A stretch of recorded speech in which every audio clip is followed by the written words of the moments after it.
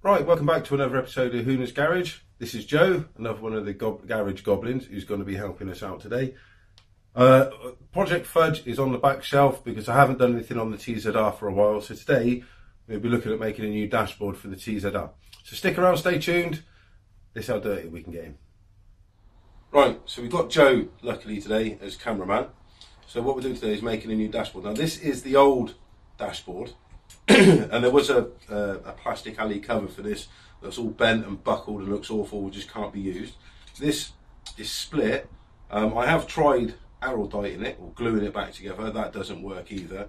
So I think the best thing we can do is make another one. Also on here we've got one turn signal, so originally the bike had one flashing green light for the indicators left or right, whereas now it will need a green light for each side.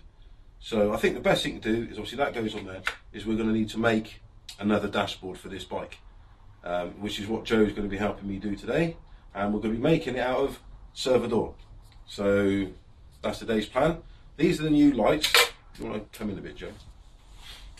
Right, so these are the new lights.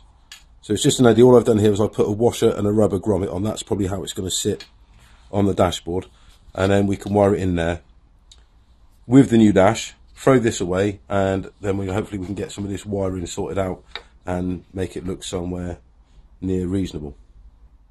Right, so what I've done, if you point the camera down here, so what I've done is I've just marked out an outline of the dashboard, just a rough outline, so I know roughly how much I've got to cut off. So using the jigsaw, we're just going to cut that out. Remembering to wear your safety glasses to protect your orbits, and remembering to make Joe go and stand at the other end of the garage so that he doesn't get caught up in it either.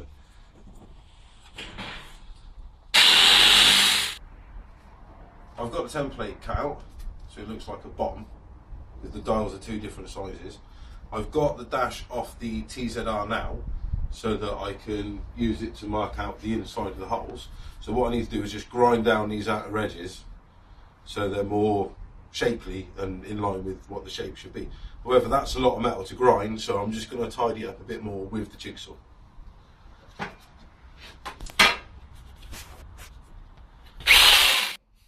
Right, so that's basically as much as that I can do with the jigsaw cut out.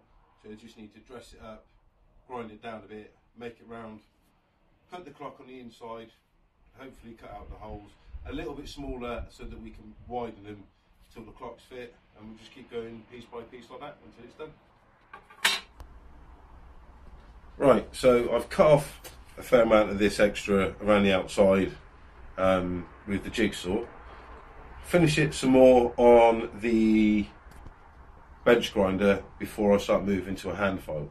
So of course, high speed spinning equipment to grind metal, wearing my goggles, and if I can just take that from Joe. Joe is fully protected as well in a welding mask, so obviously no flying bits of debris getting into his eyes. So there we go, health and safety being paramount. Right, so let's get it spinning up and then we'll grind some of this off.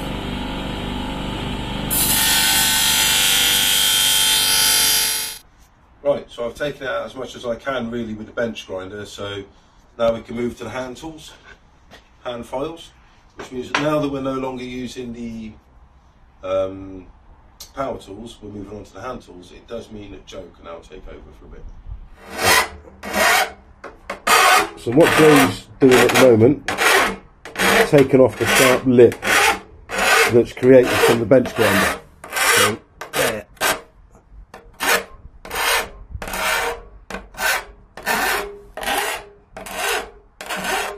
Just like I point out, goggles, gloves, goggles, gloves. Right, so what we've done is taken the clocks off the bike, left them in the bracket but turned them upside down to mark these holes. So we know where the clocks have got to go. But we need to get in there with tools to make that hole wider. So we need to make a bigger hole so we can get in there with a jigsaw or whatever. So we're using this hole cutting bit. I'm showing Joe how to do it on that one, so it's Joe's turn to do it on this one.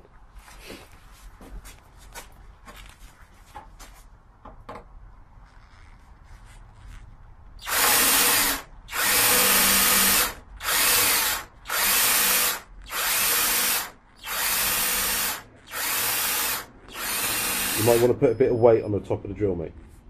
That's it. There we go, we're cutting through there quite nicely. A bit slowly, but nicely. So we are through, and we're just using a bit of oil on here to lubricate the blade. Careful. But we are through. That's enough, I think, mate. I think we'll do, yeah, that should do it. We should be able to take it out. There we go. A nice hole in there that we can expand so that we can put the clocks on the inside. Right, so Joey's filed down the edges so they're nice and smooth. We've cut a couple of holes in the centre that we need to expand out. So I'm just going to use the jigsaw to go along on the side on those holes so we can continue to make them, so we can make them bigger so we can get the clocks on the inside. Right, so I've just cut an angle in these, cut across these. I can't use the jigsaw to go around in such a tight circle because the blade's too deep and it doesn't like it and it just snaps. So I've cut across inside of each of the holes. I've come up about 5mm short on each cross so that I can take it out further to fit the light in, because it's easier to take metal out than it is to try and put metal back in again. So what I need to do now is just cut those out with the Dremel and a little cutting disc. So what Joe's doing now is those lines, the inside of those black circles, are the size of the clocks. So what we've got to do is take it out to the size of the clocks so they fit inside those holes. I probably could do it with the Dremel. It's not as accurate as doing it with a hand file, although somebody is making harder work of it than it actually is. Yeah. It's just more accurate with a hand file, and because this is going to be a finished part on the bike, it's going to be highly visible. I think you have to go through this. It's going to take a while. In order, if you rush it, it's probably not going to look as good. So hand tools, get it done, and make it look as good as you possibly can. Right, so that's all I've got time for. That's all we've got time for today, unfortunately. Not a huge amount of hours in the garage. We wasn't able to get it here all day. That's where we're at the moment. It doesn't look much, but it's quite surprising when you start making something, how long it actually takes you. I mean, yeah, I could cut this out roughly, get the holes rough and put it on the bike and it would go. But that's not what this is, not the rat bike. If it was a rat bike, yeah, that would be all right. But this, I've got to make this look halfway near decent. And if you want to make something look decent, then I think you have to spend some time doing it and do it the slow way to make sure you get everything right. So there's still a lot more work that needs to go in on this. I haven't got time to finish it today. So thanks to Joe for coming and giving me a hand. Got to play with some power tools, got to do some work on the bikes. So hopefully you'll be out with us again at some point soon and we can carry on with this. So ride safe and we'll see you on the next episode of Hooner's Garage.